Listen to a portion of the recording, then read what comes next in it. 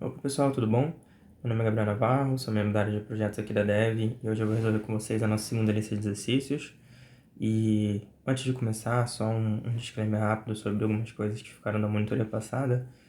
Na monitoria passada, teve comentários e a gente discutiu internamente também sobre essa questão dos desafios, a questão da gente cobrar de vocês nas listas alguns conteúdos que não foram passados em aula e quanto a isso, fiquem tranquilos.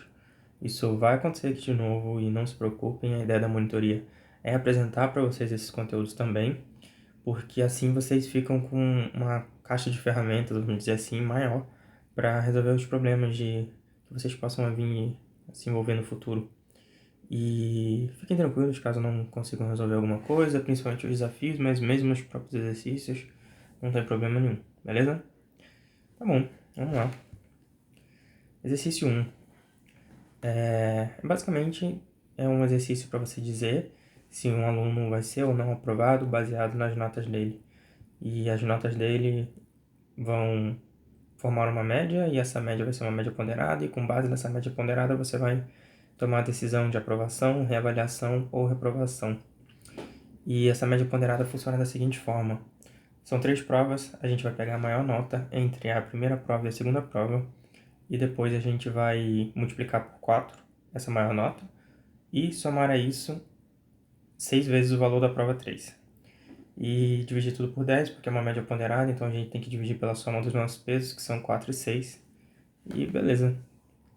Se a nota for maior ou igual a 5, a gente vai falar que o usuário foi aprovado.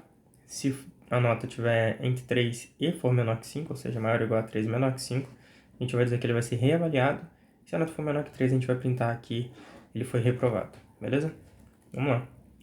Aqui a gente começa pedindo os inputs para o usuário e perceba que eu já estou convertendo todos os inputs para float, a gente fez bastante isso na última monitoria, acho que não tem muito segredo aqui, mas de novo, qualquer dúvida, vou passar rápido por algumas coisas para poder explicar coisas novas e qualquer dúvida, mesmo relacionada a tópicos antigos, deixem nos comentários que a gente vai responder vocês, beleza? Tá bom. Dado que eu tenho os inputs em mão, eu vou fazer aquela ideia de pegar a maior nota entre a P1 e a P2, e aqui você poderia fazer isso com uma condicional, mas eu preferi apresentar para vocês a função max, e se você fez isso aqui com condicional, parabéns, não tem problema nenhum. Eu só quero sempre que possível apresentar algum conteúdo, alguma funçãozinha que é útil, algum método que é útil, e é o que a gente vai fazer aqui com a função max, que é uma função nativa do Python. Ela basicamente retorna o maior valor entre os dois números que você passar para ela. No caso aqui, P1 é um número e P2 é um número, porque eu recebi eles como input e converti eles para float. Então, essa função max vai me retornar o maior entre esses dois e vai salvar na variável nota maior P1, P2, beleza? No caso, isso vai ser salvo nessa variável aqui, certo? Dado que eu tenho salvo a maior nota entre a P1 e a P2 na variável nota maior P1, P2, eu vou calcular minha média ponderada. E eu vou fazer isso seguindo a fórmula que eu comentei com vocês e que está descrita no enunciado, ou seja, eu vou multiplicar a maior nota entre a P1 e a P2 por 4 e vou multiplicar a nota da P3 por 6, vou somar tudo, dividir tudo por 10. E esse resultado vai ser a nossa média ponderada que vai definir o status do aluno, por assim dizer. Aqui é só um print para ficar bonitinha a saída de dados, separar a entrada de dados da saída de dados. E aqui é justamente a parte das condicionais. Então, se a média que a gente calculou for maior ou igual a 5, a gente vai dizer que o usuário foi aprovado. Se a média estiver entre 3 e for menor que 5, perdão, se a média for maior ou igual a 3 e menor que 5, a gente vai dizer que o usuário vai ser reavaliado. E caso nenhuma dessas duas condições ocorra, ou seja, se a média for menor que 3, a gente vai dizer que o usuário vai ser reprovado.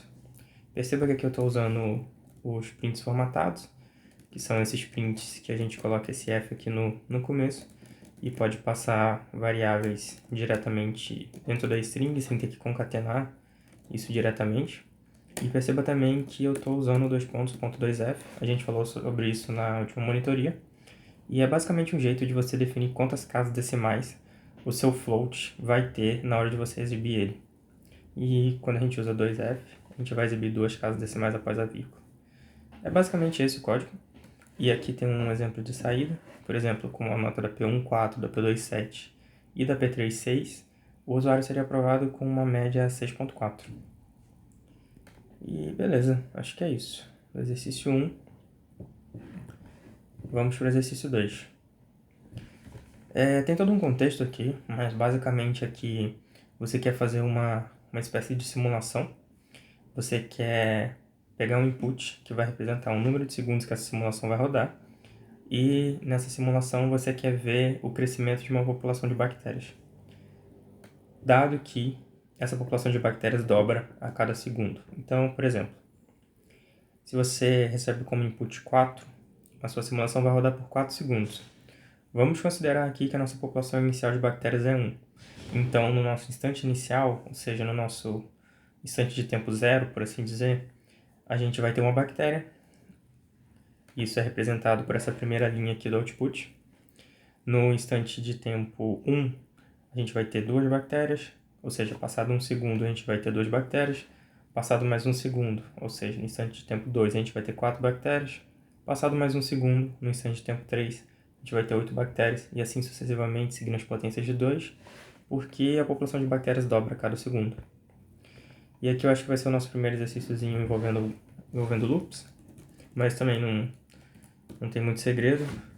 E o que a gente vai fazer aqui é o seguinte: a gente vai pedir para o usuário os segundos que ele quer que a simulação rode, e vai transformar isso para inteiro. E perceba que eu estou fazendo essa transformação para inteiros e não para float, porque eu só estou interessado em trabalhar com segundos e não com frações de segundos. E beleza. Feito isso, a gente define aqui a população inicial de bactérias como 1. A gente define aqui o instante de tempo inicial como 0. E esse instante de tempo vai ser a nossa variável controladora do loop, vamos dizer assim. Beleza, aqui é aquele print maroto, aqui é aquele print maroto só para separar a aquisição de dados da exibição dos resultados. E vamos lá. Aqui é o nosso loop propriamente dito. Perceba que a condição do nosso loop é: enquanto a nossa variável tempo for menor que a variável segundos, que é a variável que recebe o input do usuário já convertido para inteiro, então enquanto essa condição for verdadeira, esse loop aqui vai rodar. Como é o nosso primeiro exercício com loop, vamos dar uma passada aqui nele, meio que passo a passo, iteração por iteração, para ver o que está acontecendo. Beleza. De início aqui, a gente está fazendo uma multiplicação de uma string por um número. E eu vou exemplificar para vocês como isso funciona, porque a gente vai usar isso em outro exercício também. Tá bom. Suponha que você tenha a string AB, por exemplo. Se você faz AB vezes 5, o que vai acontecer é que essa string AB vai ser quintuplicada, vamos dizer assim. Ou seja, se inicialmente ela é AB, o resultado dessa operação aqui vai ser AB, AB, AB, AB, AB. Ou seja, 5 vezes ela mesma. E isso vai valer para qualquer string. Aqui tem a saída, você pode ver que na saída a gente tem 5 vezes a string AB sendo repetida. Então, é basicamente isso que a multiplicação de strings faz. Perfeito, vamos lá. Então, aqui a gente está realizando uma multiplicação de strings, e a gente está multiplicando essa string, que é um caractere, que é o caractere 1, pelo número que está guardado na variável população bactérias. E esse número, nessa iteração, que é a primeira iteração, é 1. Ou seja, a gente está multiplicando esse caractere 1 uma vez. A gente vai printar só o caractere 1, então. Nessa primeira iteração, que é a primeira vez que esse loop vai acontecer. Saindo disso, descendo aqui para a próxima linha, a gente dobra a população de bactérias, que é o que está definido no enunciado do nosso problema, e a gente incrementa a nossa variável contadora, a nossa variável controladora, que é a variável tempo. Ou seja, ela era 0, passa a ser 1. E aqui em cima a nossa população de bactérias era 1, como ela dobrou, ela vai passar a ser 2. Beleza? Aí a gente vai voltar para cá e, assumindo que tempo ainda é menor que segundos, o loop vai acontecer de novo. E agora, o loop acontecendo de novo, algumas mudanças vão ocorrer. Por exemplo, antes a gente tinha printado uma vez esse caractere 1, porque o que estava guardado nessa variável população bactérias era o número 1. Só que agora ela dobrou, ela está valendo 2. Então a gente vai printar duas vezes esse caractere 1 aqui. Feito isso, a gente vai descer aqui, vai dobrar a população de bactérias. Antes era 2, agora vai ser 4. E aqui a gente vai incrementar nossa variável tempo, que era 1, agora vai ser 2. E a gente vai fazer isso enquanto essa variável tempo for menor que a variável segundos. E fazendo isso, a gente vai ter esse resultado aqui, que é o resultado esperado. Ou seja, você pode considerar que cada linha é um instante de tempo, porque toda vez que a gente faz um print em Python, essa função print, por padrão, ela pula uma linha no final da exibição da string que estiver dentro do print. Então, a cada linha vai representar uma iteração do loop. Você pode pensar desse jeito, fica até mais fácil, eu acho, de entender o problema. E beleza. A gente pode pensar nesse instante aqui como instante zero, onde o nosso tempo é zero. A gente vai ter uma bactéria, que é o que a gente definiu como população inicial. Passado um segundo, indo para o instante de tempo 1, a gente vai ter duas bactérias, porque a população dobrou.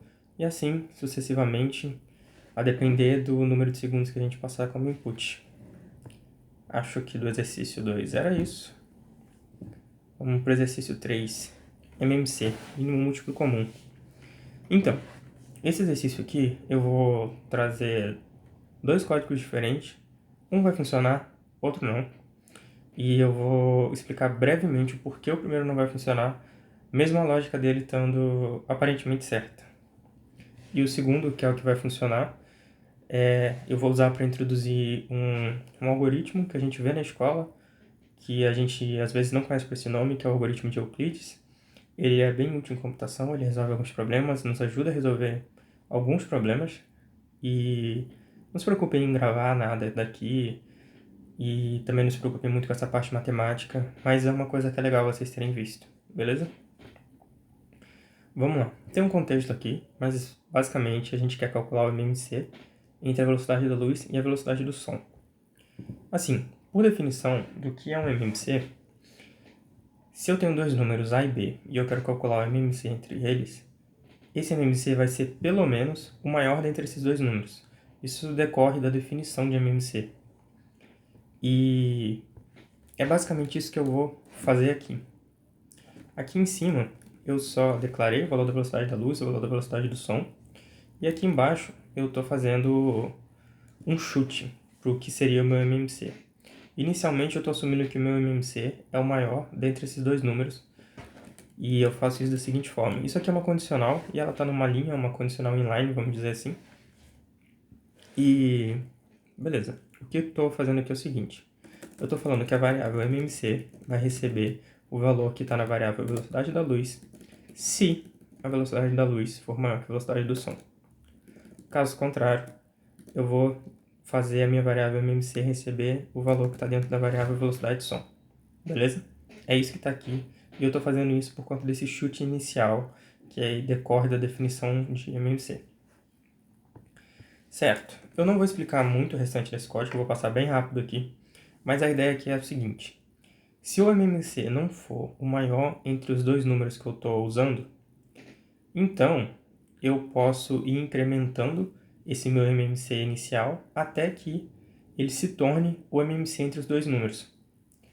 E eu vou saber que ele vai se tornar o MMC entre os dois números quando quando o resto da divisão entre esse meu MMC, vamos dizer assim, e esses dois números, no caso a velocidade da luz e a velocidade do som, for zero. E é o que eu estou verificando aqui. Eu estou verificando se o resto da divisão entre o MMC e a velocidade da luz é zero, e o resto da divisão entre o MMC e a velocidade do som é zero. E eu estou somando 1. Por que eu estou somando 1?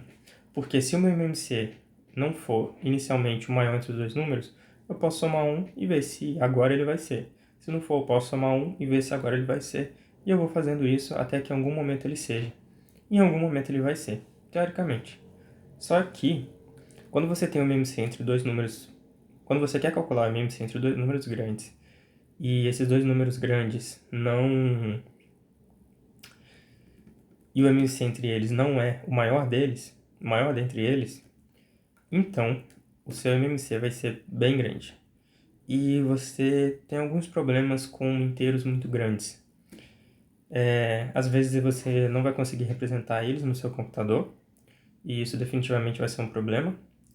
e às vezes você vai demorar muito para achar o MMC somando 1 em 1, é o nosso caso aqui. Então, era basicamente isso sobre essa solução. Ela teoricamente está correta, mas ela vai cair nesse problema que a gente está querendo o MMC entre dois números grandes, e como o MMC não é o maior deles, que no caso é a velocidade da luz, ele vai ser um número bem grande. E essa solução aqui ficaria rodando por bastante tempo, provavelmente. E beleza. Eu só queria fazer esse disclaimer aqui, não vou me aprofundar muito nisso, mas também não se preocupem muito com isso. Mas eu só quis fazer esse disclaimer para caso alguém tenha tentado essa solução não ficar frustrado.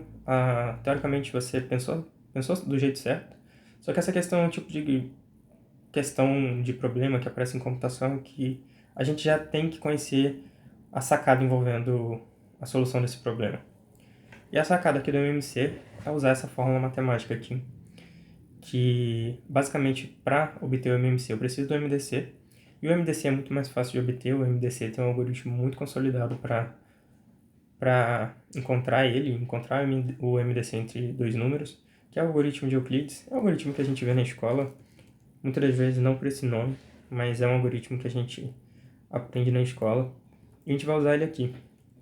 E aqui eu só setei novamente o valor da velocidade da luz e o valor da velocidade do som, e aqui eu fiz o chute inicial para MMC, igual eu tinha falado ali em cima, que é que o meu MMC é pelo menos o maior dentre os dois valores, ou seja, se eu quero MMC entre A e B, ele vai ser pelo menos o maior entre A e B. E foi só um chute, é só um valor para a gente iniciar nossa variável MMC. E aqui embaixo, onde eu estou selecionando, eu estou fazendo uma atribuição dupla. Se vocês ainda não viram uma atribuição dupla, não se preocupem, é bem simples. Por exemplo, aqui eu estou atribuindo diretamente para A e B. Então, veja que eu tenho essa vírgula aqui dividindo A e B. O que está antes da vírgula, no lado esquerdo da igualdade, vai receber o que está no lado esquerdo da vírgula depois da igualdade. No caso, A vai receber a velocidade da luz. E o que está no lado direito da vírgula antes da igualdade vai receber o que está no lado direito da vírgula depois da igualdade. Basicamente isso. Isso aqui é a mesma coisa de eu fazer A recebe a velocidade da luz e na linha de baixo eu fazer B recebe a velocidade do som. Só um modo diferente de escrever. E beleza. Essa parte aqui é basicamente o algoritmo de Euclides. Não vou me aprofundar muito aqui. Caso você queira entender bem e ganhar intuição sobre isso, eu recomendo que você pegue um pedaço de papel, pegue dois números pequenos e realize essas operações aqui, que consistem basicamente no seguinte: enquanto o valor de B for diferente de zero, a gente vai fazer A receber B e B receber o resto da divisão entre A e B. Por que a gente vai fazer isso? Porque, eventualmente, B vai chegar em zero pela natureza da operação resto da divisão. E quando o B chegar em zero, fazendo esse procedimento aqui, o A vai ser o MDC entre A e B. Esse é o algoritmo de Euclides. Não se preocupe em gravar, tanto que eu nem vou ficar batendo muito nessa tecla aqui, mas é bom vocês conhecerem, saberem. É bem legal vocês saberem que algumas coisas existem, porque em algum momento vocês podem precisar e daí vocês vão ter a sacada de que já viram isso em algum lugar. E aí vocês podem se aprofundar conforme a necessidade do seu problema. E beleza. Aqui a gente vai usar a fórmula que está ali em cima para obter o MMC através do MDC. E aqui a gente vai exibir o resultado, que vai ser esse resultado que está aqui embaixo, que é esse número bem grande. E beleza, acho que do exercício 3 era isso. Vamos pro primeiro desafio, salvo engano. Isso mesmo, primeiro desafio. Tem um contexto aqui envolvendo Clash of Clans. Quem jogou sabe que é bem importante você ter muros. É basicamente esse o contexto. Mas não se preocupe com isso. A ideia aqui é basicamente você construir um cercado, igual está aqui na célula de output. E o que você quer fazer aqui é um cercado que seja na proporção 1:3. Ou seja, para cada unidade de largura, você vai ter 3 unidades de comprimento. E beleza. Por exemplo, aqui a gente recebeu como input 5. No caso aqui dessa questão, o nosso input vai ser a largura. Então, a gente vai ter 5 unidades de largura no nosso cercado. Consequentemente, a gente vai ter 5 vezes 3, que são 15 unidades de comprimento no nosso cercado. Então, se você observar aqui, a gente tem 5 hashtags verticais e 15 hashtags horizontais, indicando justamente essas dimensões. Beleza, vamos para o código. A gente começa solicitando a largura para o usuário, e perceba que eu converti a largura para inteiro, porque eu preciso de um número inteiro de hashtags, já que eu não posso ter um número fracionado de hashtags. E baseado na largura, eu vou definir o comprimento como sendo 3 vezes ela. E aqui eu vou fazer um print só para separar a aquisição de dados da exibição dos resultados. E beleza. Aqui eu vou pegar a minha variável de controle do loop, vou chamá-la de A e vou iniciá-la como 1. Perceba que no nosso último exercício que a gente usou loops, a gente começou a nossa variável de controle como 0, e essas coisas são intercambiáveis, normalmente não vai fazer muita diferença, mas em alguns momentos é mais intuitivo você começar como 1, em outros é mais intuitivo você começar como 0 ou com outros valores também, então não se apeguem muito a isso. Beleza, mas aqui no caso a gente vai começar a nossa variável de controle do loop como 1, tendo o valor 1. O nosso loop vai rodar, enquanto essa nossa variável de controle for menor ou igual que a largura do que a gente recebeu como input. Beleza. Aí aqui dentro do loop, para construir a cerca, basicamente a gente precisa de duas condicionais. Olha aqui embaixo um exemplo de uma cerca de largura 10 e, consequentemente, comprimento 30. Perceba que o padrão aqui é o seguinte: no limite superior da cerca e no limite inferior da cerca, todos os caracteres são hashtags.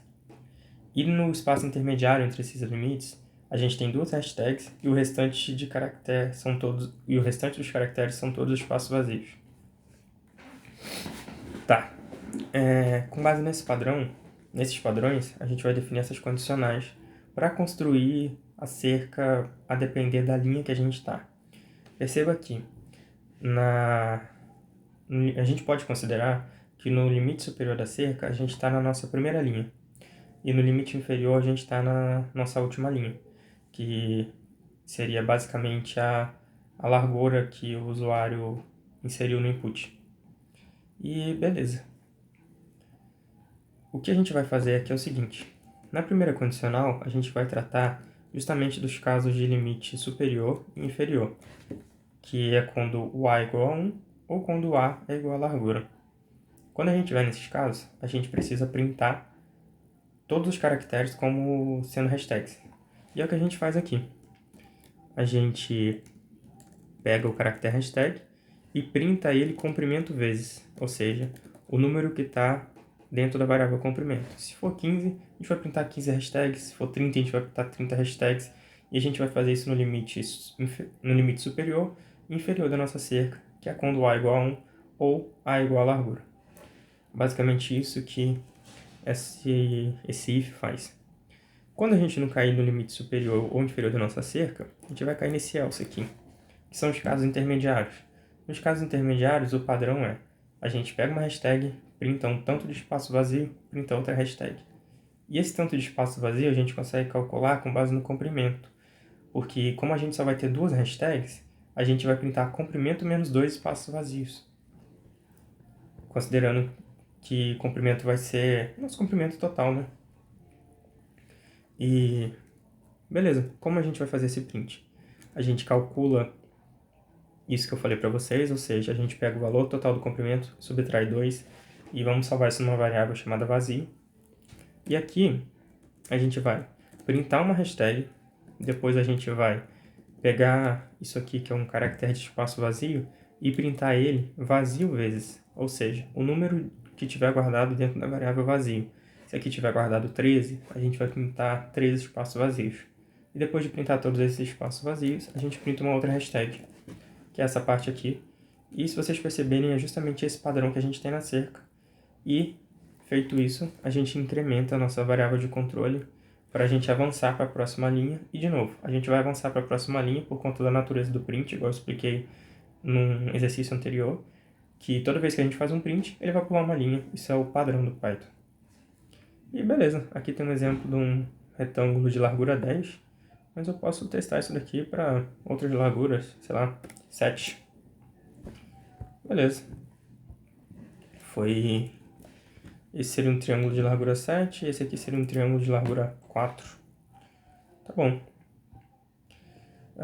Certo. Tá. Vamos pro nosso último desafio, que é o desafio de compra, desafio do recibo de compra, que é basicamente um desafio onde a gente tem que validar algumas entradas que a gente vai receber como input do usuário. Deixa eu só fechar aqui. E beleza, não sei porque isso apareceu, mas com fé daqui a pouco eles são. Beleza. Aqui o que vai acontecer é o seguinte: a gente vai pedir para o usuário 3 inputs. Um input representando um produto, um input representando um número de série e um input representando um valor. Feito isso, a gente vai validar esses inputs. E cada input tem uma regra específica de validação. Por exemplo, o produto só pode conter letras. Basicamente, essa é a regra de validação do produto. O número de série tem que ser exatamente um número inteiro de 4 dígitos. E o valor tem que ser separado por um ponto ou por uma vírgula, isso fica a critério de vocês. No meu caso aqui eu vou usar um ponto, mas tanto faz. E ele tem que ser um valor decimal, separado por um ponto. E ele tem que ter 2 casas decimais após a vírgula. E certo. Aqui tem um exemplo de recibo, no caso de um recibo válido. E aqui embaixo a gente tem um exemplo do que ocorre quando o recibo não for válido, que a gente vai basicamente printar uma mensagem de erro para o usuário. Então, eu vou seguir uma abordagem um pouco diferente aqui do que eu acho que vocês vão seguir, mas não tem problema. O que eu vou fazer é o seguinte: eu vou pedir um input para o usuário, e caso esse input não seja válido, eu vou mandar a mensagem de erro e vou pedir esse input de novo, e vou fazer isso até que esse input seja válido. Mas caso você tenha optado por receber os 3 inputs e validado eles depois de receber, não tem problema. Caso você tenha optado por receber, validar e caso não seja válido, encerrar o programa, também não tem problema. Eu só vou fazer essa abordagem aqui porque eu acho ela didaticamente mais interessante. Beleza, vamos lá. Seguindo essa abordagem que eu falei, eu começo pedindo o produto para o usuário. Um detalhe. Eu só vou trabalhar com strings aqui. Nada me pediu para que o número seja do tipo inteiro. Me pediu para que seja um número inteiro, não do tipo inteiro. Então, o número inteiro eu posso representar ele como uma string. Não tem problema algum. Agora, se ele me pedisse do tipo inteiro, aí eu teria que ter um int. Mas como não pediu, eu vou representar tudo como string, beleza? Isso vai, inclusive, facilitar as nossas validações. Beleza, começo pedindo o input do produto para o usuário. E aqui eu vou usar algumas coisas, algumas funçõezinhas um pouco diferentes que eu vou explicar para vocês. De início, olha essa função isAlpha, esse método isAlpha. Tudo que vem depois de um ponto a gente vai chamar de método, e vocês vão entender o que é um método nas próximas aulas, mas por hora não se preocupem com nomenclatura. Mas olhem que aqui tem esse isAlpha e olhem que aqui embaixo tem esse isDigit. Eu vou explicar para vocês o que eles fazem. Beleza. Basicamente, vocês vão ver isso melhor, mas o que métodos fazem é o seguinte: eles são funções que vocês também vão ver o que isso é mais à frente, não se preocupe com nomenclatura, mas eles são funçõezinhas que a gente pode usar em certos tipos de dado. Por exemplo, strings vão ter seus próprios métodos, ints vão ter seus próprios métodos, que são como as operações, ou seja, existem operações que eu posso fazer com string, operações que eu posso fazer com inteiros e assim por diante, com floats, com booleanos, enfim. E o método isAlpha, o que ele faz é o seguinte: se eu pegar uma string qualquer, ABC, por exemplo, e escrever .isAlpha, ele vai me retornar um true ou um false. Por que um true ou um false? Porque o que o isAlpha faz é verificar se a string que está antes do ponto, ou seja, ABC aqui no caso, se ela só contém caracteres do alfabeto, ou seja, A, B, C, D até o Z. Então, no nosso caso aqui sim, então ele vai me retornar um true. mas caso eu tivesse um espaço ou um número ou qualquer coisa que não esteja no alfabeto, ele vai me retornar um false. Essa é a função do isAlpha. Dá para você entender isso aqui como isAlpha, alfa de alfabeto, algo assim. Mas não se preocupe em gravar as coisas, isso vem naturalmente com o tempo. E agora eu vou falar do isDigit, que no fundo é semelhante, só que agora ele vai fazer o que o isAlpha faz, só que para dígitos, ou seja, ele vai me retornar true se a minha string só contiver dígitos numéricos, no caso, de 0 a 9, e vai me retornar false caso contenha qualquer coisa que não seja um dígito de 0 a 9. Por exemplo, aqui vai ser false, porque não contém só dígitos, na verdade nem contém dígitos, mas se eu vir e fazer 1, 2, 4, 3, vai continuar sendo false, porque tem um espaço, mas se eu vir e fazer 1, 2, 4, 3, vai ser true, porque agora a minha string só contém dígitos. Basicamente é isso que faz o isAlpha e o isDigit. E beleza, o que eu estou fazendo aqui é o seguinte, eu estou vendo com o isAlpha se o meu produto só contém caracteres do alfabeto. Caso o meu produto não contenha somente caracteres do alfabeto, ele vai ser inválido, segundo as nossas regras ali em cima do enunciado. Então, o que vai acontecer aqui é o seguinte, se o meu produto for inválido, ou seja, se produto.isAlpha retornar false, eu vou ter esse not aqui antes. Eu sempre vou ter esse not aqui antes, mas caso produto.isAlpha seja false, essa expressão inteira aqui, not produto.isAlpha, vai ser true. E como ela vai ser true, o meu while vai ser executado. E aqui na execução do meu while, eu vou printar a mensagem de erro, porque se o meu while for executado, dada a minha condição que está ali em cima, significa que o usuário inseriu um produto inválido. Então eu vou printar a mensagem de erro falando que o produto é inválido e vou pedir para o usuário um input de um outro produto. E perceba que eu só vou sair desse loop quando produto.isAlpha for true, ou seja, quando o meu produto só contiver caracteres do alfabeto. Perdão. E quando isso ocorrer, ou seja, quando o meu produto só tiver caracteres do alfabeto, o que eu vou fazer é sair do loop, porque isso daqui vai ser true, e eu vou ter um not aqui, e um not true é false, e quando o meu while tem uma condição falsa, ele não roda. Aí, nesse caso, eu vou vir para cá. Ou seja, quando o meu usuário inserir um produto válido, eu venho direto para cá. E aqui, eu vou pedir para o usuário um número de série, e eu vou fazer um processo semelhante. Eu vou verificar se o número de série que o usuário enviou para mim tem tamanho 4, e lembra que eu não estou convertendo nada, então tudo é string, então eu posso usar a função len, e a função len me retorna a quantidade de caracteres da minha string. E como eu quero que o meu número de série tenha 4 dígitos, consequentemente a minha string, número série, vai ter que ter len igual a 4. Se ela satisfazer as condições dadas no enunciado do problema. Beleza.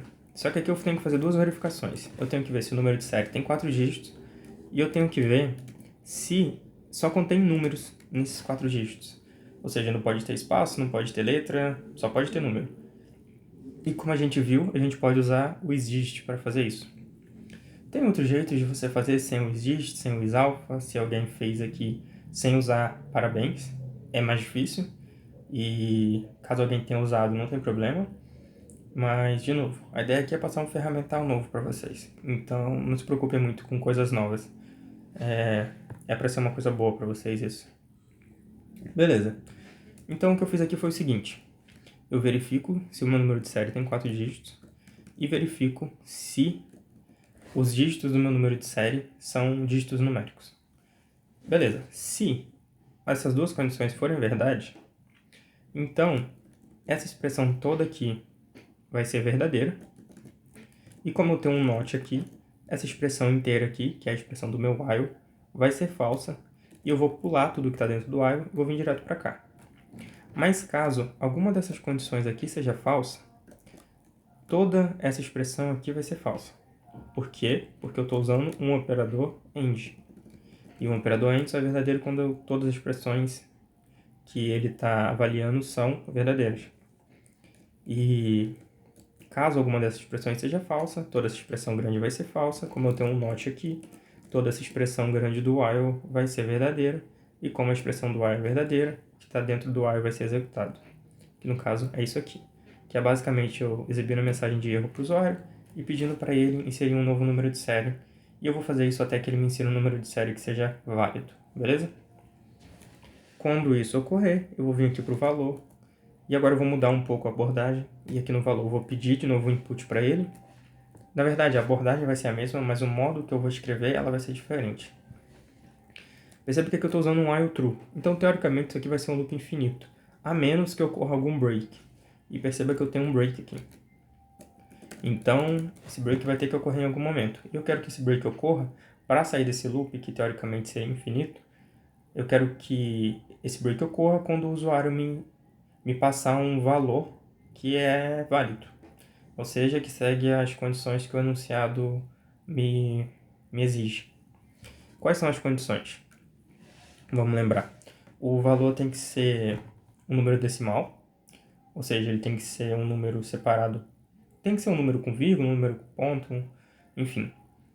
Depende do padrão que você vai usar. Eu usei o ponto, mas se você usar a vírgula não tem problema. Mas obrigatoriamente ele tem que ser um número decimal. E ele tem que ter somente números, né? Ele tem que ser um número, então antes da vírgula só podem ter números e depois da vírgula só podem ter números. E depois da vírgula só podem ter 2 números, porque a gente só quer 2 casas decimais. Como a gente vai fazer todas essas verificações? Eu vou usar um outro método chamado split, que eu vou explicar agora para vocês. O que o split faz? Bem, se eu tiver uma string ABC, usar abc.split e passar aqui algum caractere, por exemplo, B, eu vou gerar uma lista, que é um outro tipo de dados que vocês vão ver já na próxima aula, então não se preocupem tanto. Eu vou gerar uma lista que vai conter a string que vem antes do B e a string que vem após o B. No caso aqui, a minha lista vai ter A e C. Se eu tivesse A, B, C, D, a minha lista teria A e CD. E se eu tiver, por exemplo, 12.68 e separar isso por ponto, fazer o split por ponto, eu vou ter 12 e 68 na minha lista. E não se preocupem muito com listas, a única coisa que eu quero que vocês saibam de listas é que elas são separadas por posição, e cada posição é separada da outra por vírgula, e eu posso acessar essas posições individualmente. Por exemplo, em computação a gente começa a contar pelo zero, então 0 vai ser a minha primeira posição dessa lista. Então se eu colocar aqui colchete 0, eu vou conseguir acessar o elemento ali que é a string 12. E se eu colocar colchetes 1, eu vou acessar a string 68. Beleza? Voltando aqui. Vamos lá. O que é essa validação grande aqui? É a validação do valor. Eu vou passar o passo a passo e vocês vão ver que essa validação cobre tudo o que a gente precisa. Beleza. Lembrem que eu estou trabalhando só com strings, então eu posso usar a função len. O que eu estou fazendo aqui é o seguinte. Partes é a variável que está recebendo o split do valor que o usuário inseriu. Uma outra coisa sobre a função split, perdão. Se eu faço, por exemplo, abc.split, ponto, passo um ponto para separar, veja que ABC não tem um ponto. Então, o que vai acontecer aqui é que vai me ser retornado ABC em forma de lista. Ou seja, ABC vai ser uma lista que contém ele mesmo. É isso que ocorre. Mas isso não é importante pra gente agora, é só caso alguém se pergunte.